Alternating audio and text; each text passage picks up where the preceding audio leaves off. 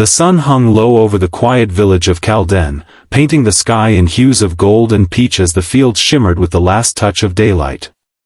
Amidst the rows of withered soil where nothing had grown for seasons, a woman named Lila knelt, her hands buried deep in the earth.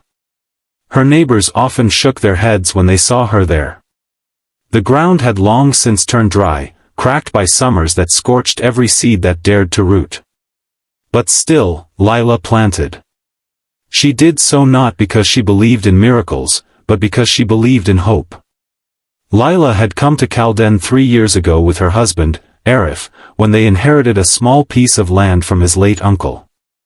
The land had once been lush and green, yielding wheat and melons that fed not only their home but many others.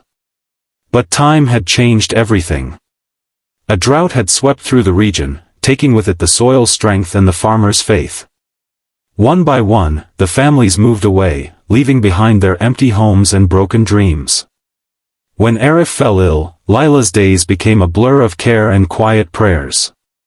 The land they had once tended together now lay forgotten, until one morning, after another sleepless night beside her husband's weak frame, Lila walked outside and stood before it. The air was still. The earth was pale and lifeless. And yet, she felt something stir within her, not courage exactly, but a need to believe that not all things were beyond saving. That morning, she found a small packet of seeds tucked inside an old drawer. Arif had bought them years ago, saying they would try growing sunflowers one day. Lila smiled faintly at the memory, her eyes brimming. She took those seeds and went outside, kneeling in the dust, digging small holes with her bare hands. Each seed she placed felt like a promise, one she whispered not to the earth, but to herself. When the villagers saw her, they tried to stop her. "Nothing grows here anymore, Lila," said Mrs. Haroon, a widow who lived 2 houses down. "You'll only waste your strength." But Lila simply smiled. If the earth has forgotten how to bloom, maybe it just needs to be reminded. Her words made some laugh softly, others sigh in pity. Still, every morning, she returned to that patch of land. With her worn bucket, she carried water from the village well, even when the path was long and her arms trembled from exhaustion. Some days, the heat was unbearable, and she would sit in the dirt, her skin streaked with sweat and soil, whispering to the earth as though it could hear her. "Grow," she would murmur, "not for me, but for him." Arif would watch her from their small window, a weak smile playing on his lips. "You and your stubborn heart," he would say. "Even the sun must admire your foolishness." She would laugh softly and answer, "Then let it shine for us a little longer." Weeks passed. The ground remained bare. The neighbors stopped asking how her plants were doing, and some began to whisper that she had lost her mind to grief. But one morning, as Lila walked toward the field, she noticed a small speck of green breaking through the dust. Her breath caught. She knelt down, her fingers trembling as they brushed against the tiny sprout. It was fragile, so small she feared even her touch could harm it. But it was alive. Tears filled her eyes as she whispered, "Thank you." From that day onward, she worked even harder. She watered the soil with care, built small shades to protect the sprouts from harsh sunlight, and whispered encouragement to each leaf as if speaking to a child. The first sprout became 2, then 10, then dozens. Within a few weeks, the field began to shimmer with the soft green of life returning. News spread through the village. People who had once doubted her came to see it with their own eyes. Children ran barefoot through the rows, giggling as butterflies began to appear again, the first they'd seen in years.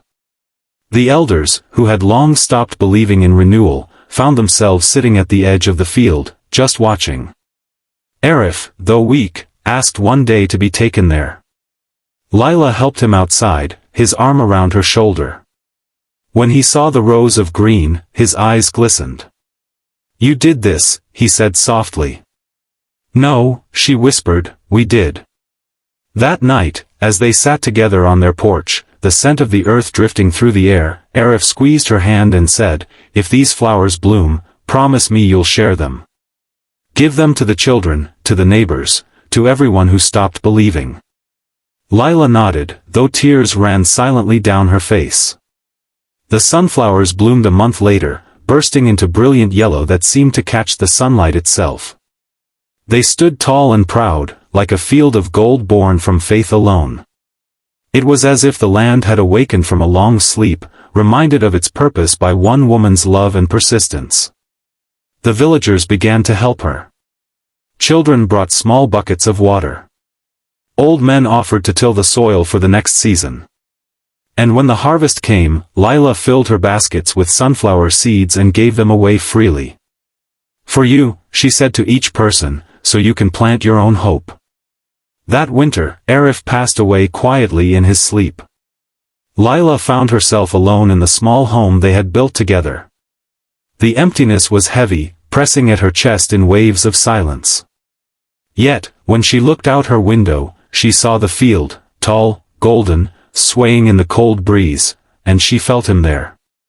In the spring, she began again. This time, she planted not only sunflowers, but herbs, vegetables, and small fruit trees. And she taught the children who came by how to plant seeds, how to tend to them, and how to wait patiently.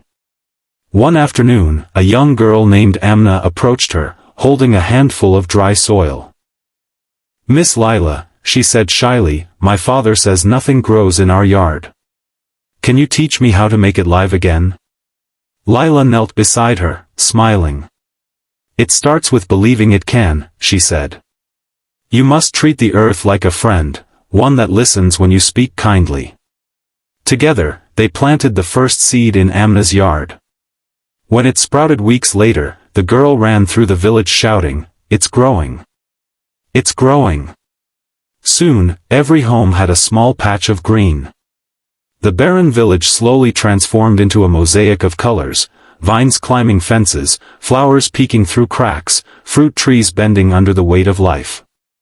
And at the heart of it all stood Lila's field, the first to bloom, known by everyone as the Garden of Hope.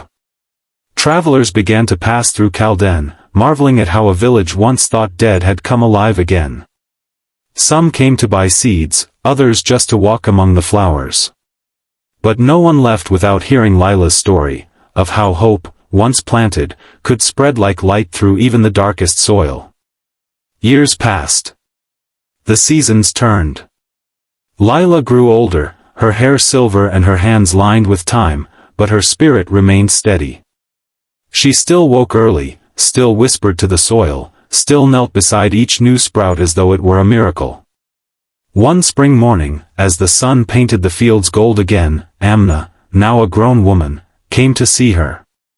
She had become a teacher and often brought her students to visit Lila's garden. "Miss Lila," she said, sitting beside her among the flowers, "do you ever regret staying here all these years?" Lila smiled softly. "How could I regret it?